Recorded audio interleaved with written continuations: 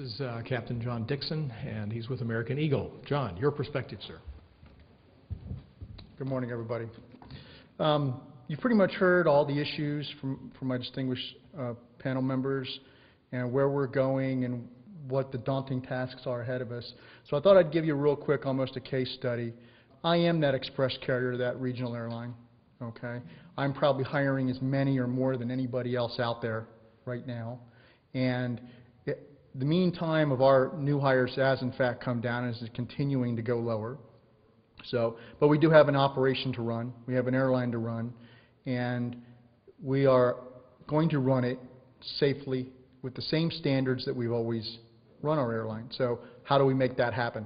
We make that happen by increasing training and increasing checking and monitoring very carefully how students are doing. So we've added simulator time, we've added observation flights, we've added initial operating experience. Initial operating experience is that time when, after you've completed your schoolhouse training, you actually go out on a line, on a revenue trip with a highly experienced captain, and they do your final checkout to make sure that you've met all the standards and are a safe pilot.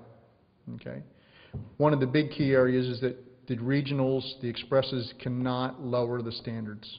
Safety standards must always be met. So that is a key to making any of these issues work or any of these solutions work. As you can see, last few years we've hired 800 pilots. I'm going to probably hire 700 pilots this year.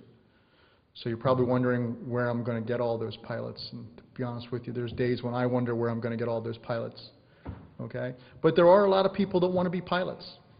Okay? And that number is growing again, that people that want to be pilots. There's a lot of obstacles for them to be pilots. It's expensive. It takes a lot of time. But there is still that pot of gold at the end of the rainbow. And for a lot of people, that's still enough. You've heard of this thing called WAS, right? The Wide Area Augmentation System lets you fly GPS glide path approaches without relying on ground-based landing aids. No VOR, no ILS, no problem. Fact is, WAS is so smart, it even knows what you're going to say next time you need it. And don't have it on board. Wah, wah, I want my WAS now! I was really crying there for a second. So we've changed our internal training programs, and we're at a point now where we're deciding, do we continue to change our internal programs or do we look to external programs? Okay, because as my panel members said, pilots traditionally are not trained to be air carrier pilots. They're trained to be commercial pilots to operate in a smaller aircraft, a Cessna 310, and they're not exposed to any of the air carrier realities. So we have gone to referring pilots before they come to us to these training schools, okay, or to colleges that also provide these. Those are the people we're looking for.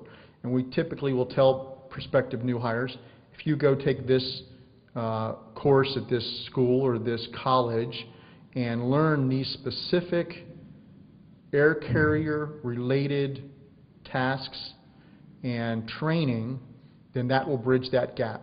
To date, it has been very, very successful at bridging that gap, and that we don't see any training performance degradation than we had 5, 6 years ago because of these courses. But it's important that these courses include CRM, which has been mentioned, flight management and guidance systems. These things are not used in the smaller airplanes. They're not there. Okay? So these things need to be taught, and they need to be taught by professionals, and they need to be taught well. Now, there is some issue, of course, when people will say, well, these flight training schools, you know, well, that's my job as an air carrier to make sure that they're doing it right. So that's my obligation. I take it very seriously that when I refer a school, I monitor that school. I don't tell those students, well, you just go over there and go take care of that, and when you're done, I'll hire you and hope you're okay. Okay, so I keep very close tabs on those schools and what they do. But they typically do transport category aircraft subjects, high-density airport operations. Most of these schools are not located at Chicago O'Hare. Okay, they're not located at DFW. They're located in New Mexico, where you probably won't run into another plane if you even tried. Okay, so they get specific schooling and they get specific tasks to go into these airports and learn how to operate them. They're very complicated and they're very stressful to work in. So it is going to be incumbent on the air carriers and the training providers, okay, to make sure that that gap is closed. And they've called it, everybody's called it, training versus experience. If the experience isn't there, the training is going to have to bridge that gap. And some airlines are going to have to make some very difficult decisions as to whether, there's enough pilots to run their operation and whether they'll have to draw their operation down. Cirrus aircraft have always been easy to fly. Now they're easier than ever to buy. A complete line of ownership programs gives you everything you need to purchase, trade, finance, lease, insure, and warranty your Cirrus. There's even an ownership program for non-pilots. The Cirrus Access Pilot can teach you how to fly, or fly the plane for you. Find out more at www.cirrusdesign.com. Cirrus, for the love of flying. Just so you kind of understand a little bit about what else is in these programs, they're 3 to 8 weeks. A typical 3-week program, you go through like a simulator check or an airplane check. You get out there, get in a real airplane, you give them a check out and say, is this person where they should be? And will this training be successful on them? So that's the first thing you do. And that's more of a cost saving. So you find out right away if you're wasting your time and their time and a lot of money.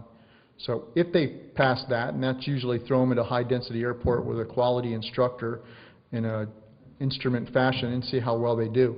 If they pass that, they go on to some ground school and learn some of these CRM and other ground subjects. Then they go into the simulator and the FTD, and it's very important that they get to this flight training device, which is usually a level C, level D regional jet. They get in there and they show that they can perform. And we typically make it tough for them. Give them long days, a little military type training, because that's what flying is like. Some days are real tough, and you got to be able to handle those tough long days. So it's not set up as they're down at Florida Beach and taking their time and having fun, and if they are, they're not going to make it. So these training programs are designed to be tough to make sure that they've got what it takes, because they've got a long road to hoe, because we have to do the same thing when you get in our training at American Eagle, because we got a lot of work to do with these people to get them prepared, and they do come out prepared.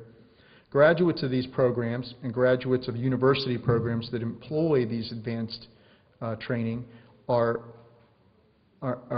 better in performance than those that not. Okay, so the 1,500-hour flight instructor has been doing a lot of flight instructor for a long time.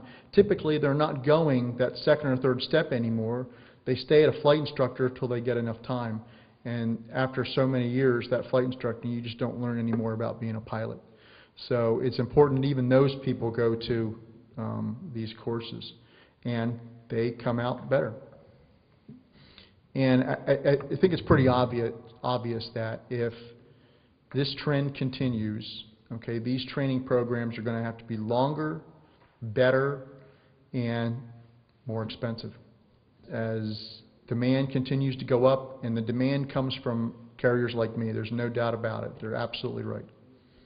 Majors, just go up and down my seniority list all day, every day, and pull people out about as fast as I can put them back in. There is a solution. We're getting towards that solution. As an industry, we need to get together and make that solution more comprehensive and probably more rapidly, unless we want to run into big problems.